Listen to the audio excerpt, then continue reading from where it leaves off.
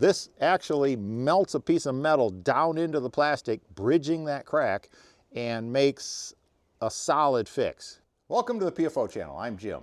I found an opportunity today to use one of my favorite tools.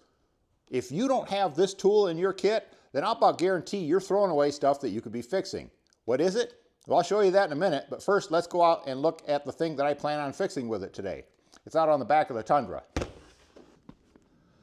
All right, there it is. The bottom of this hatch has this plastic lip. This particular Leer cap has flat back glass, but the tailgate is curved. So it has this plastic lip along here. It's narrower at the edges than it is in the middle. I believe, if I had to guess, I'd say it is shrinking in the sun, and a crack develops to allow for that shrinkage. But what I'm going to do is take this off and see if I can repair it. That's why this, see how that crack is letting in water. There was a little bit of water sitting on that edge. So I need a Phillips screwdriver. You could have hit me with that, but thank you. And while I got it off, I'm gonna work on this weather seal that's coming unstuck. So this ought to come loose pretty easily.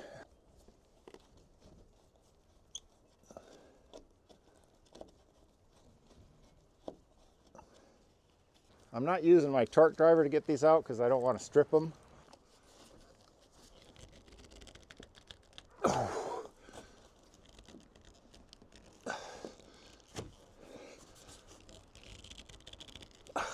Figures.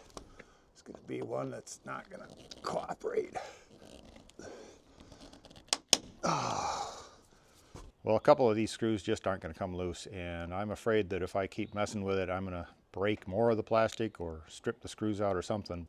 Would have been a lot better if I could get the whole thing off and take it into the workbench and be at the ideal angles to put these electric staples in.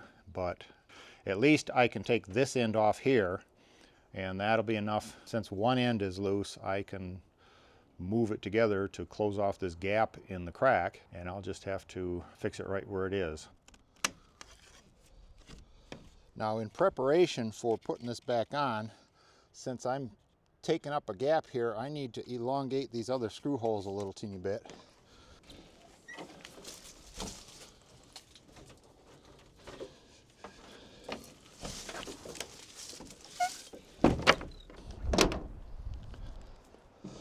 Do I have power? I do. Okay, so the first thing I'm going to do is elongate these holes.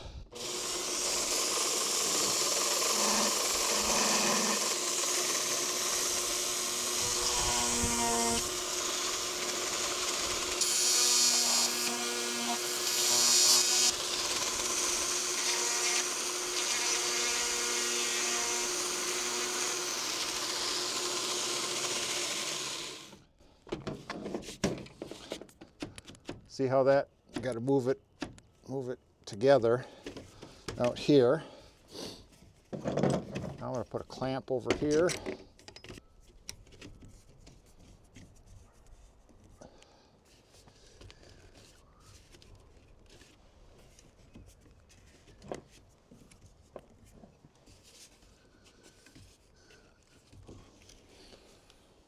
All right, it's together at this end. So I need to mend this back here first, 2 places, and then I can work my way out. The biggest gap is right up in there.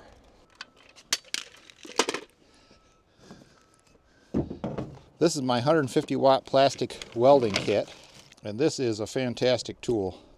If you don't have one of these in your shop, like I said before, you're throwing away stuff that you could be fixing, and you're replacing stuff that you could be repairing.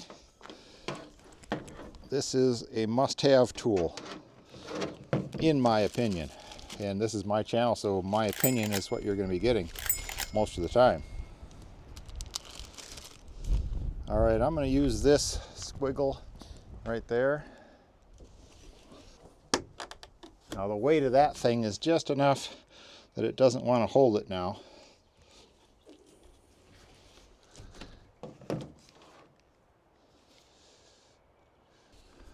Okay, you see the light?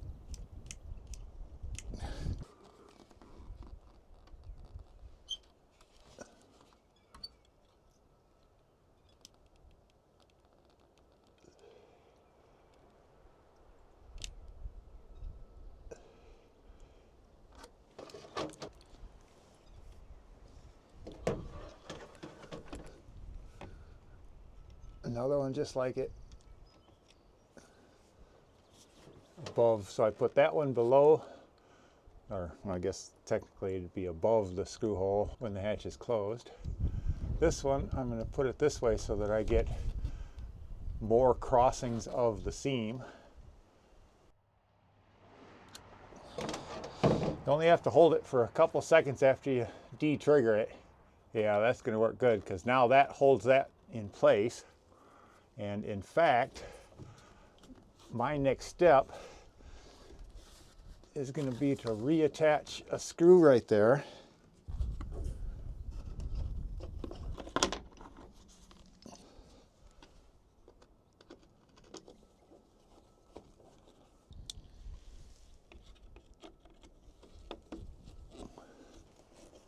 Leave those a little bit loose so that I can pull that together.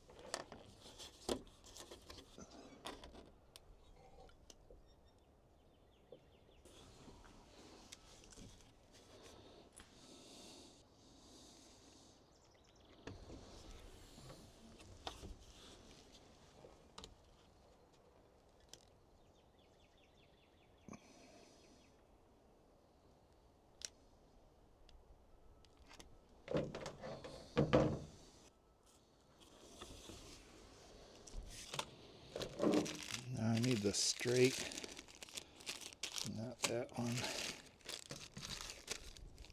Here we go. I'm going to use this one, the shallow squiggle, and use that right down there in the corner.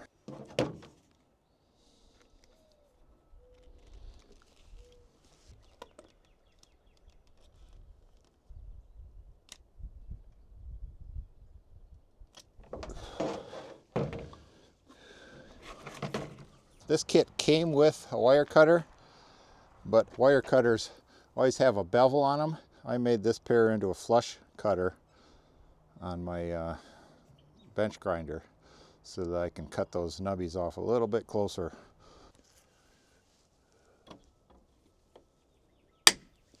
Snip all them off, and you want to hold the end, otherwise they become a projectile.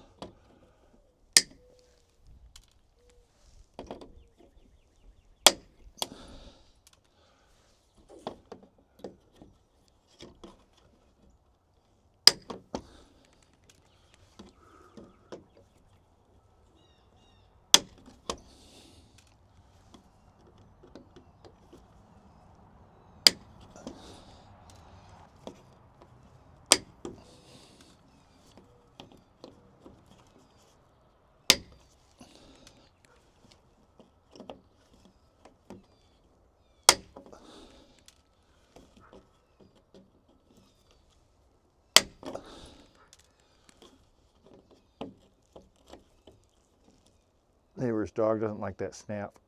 Listen. Goofy dog's a quarter mile away, and he can hear these things snapping. All right, so that is the extent of the staples.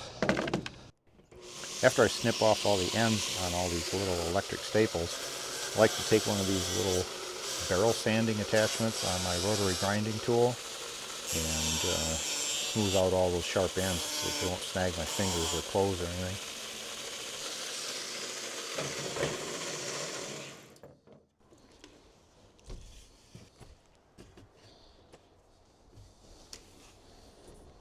Put that screw right there at the joint now.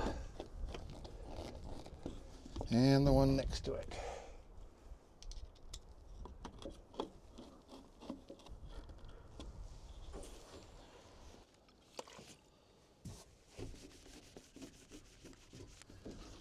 Looks like this has had some tape on it at some point. This is just some black silicone. And what I'm going to do first is put it on the back side of this.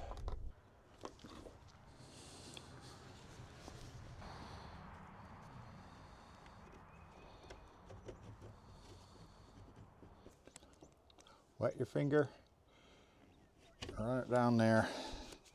After I smooth off the silicone with my damp finger, then I take this rag and just dab it, and that'll kind of help it match this texture of the plastic part instead of just look like a finger smear. I put some silicone on the back of that weather seal. Those clamps are just along there to hold that.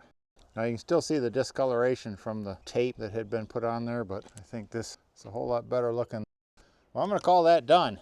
Is it perfect? No, it isn't. But is it going to keep the rain out? Yeah, it is. So this tool right here saved me from throwing this away and buying a new one. And some of you actually have argued in the comments below those other videos, I'd never repair something like that. It's not expensive enough. Just go buy a new one. Don't be cheap. Well, in this case, I can't find anybody offering a replacement for this part here, or anything even remotely like it. This is a Leer cap, but I have an ARE cap, and I could use one of these on mine. I don't know of any place that sells this replacement part. So in this case, you only have two choices: live with it broken or fix it.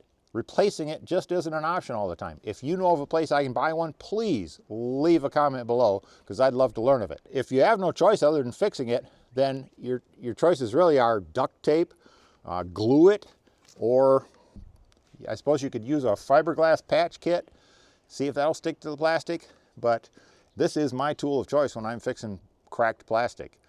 This actually melts a piece of metal down into the plastic, bridging that crack, and makes a solid fix. It might crack at the next screw, but that's got metal reinforcement going across there in about 6 places now, and it's going to hold. By the way, I love this tool, and I'm going to leave a link in the comments below where you can get one. It's an affiliate link, and I'm an Amazon associate. That means that if you use the link, I may earn a small commission, but there's no added cost to you for using that link. It's just there for your convenience.